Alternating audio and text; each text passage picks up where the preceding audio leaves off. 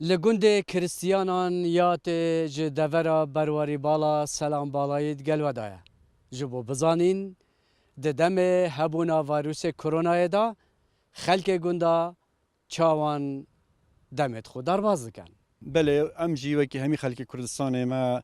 پیگیری پان رنمایت قدقه کرنه هات نوچونه کرد تا ردکی لبره گندا نوکی باجه رایا تو شی در کوی و تزیان نگینی کسکل الدم سپیده دا وکی خلک که دی ام جیت ماین هندک جارا ما کاروبارت مالت کرن لعوارجی ما حول دا ام دیسا مفایش سروشت دورا برواری بالا ببینین و جوی سروشت و سایجان و دیسا خلک جی پید وی ما بوک و همی دما حول ما حول دا کو اف سروشت جان کردستان ام خلک که دی راب گهینین چکو گلک شان کسا او بنویت مالت خوداد بیتن سروشت بهار اف سالا ندیده بس ما حول دا پرکو چف که کامیرا خوا کو ام وینه سروشت کردستان و دور بگهینین خلک که دی باجرا لگندان به هبونا بیاوه که برفره و هلکشانا هناسک پاک و خاوین جبر سروشته هایی مترسیا هبونا ویروس کرونا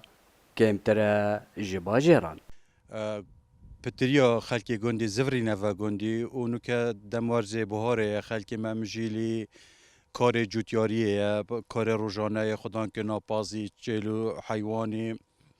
رازو باقی کزاختن کولانه کرنابیستانا یعنی خلک ممجیلی وی نوکل گندی بتایبتی الگند دیریش که و دارو براش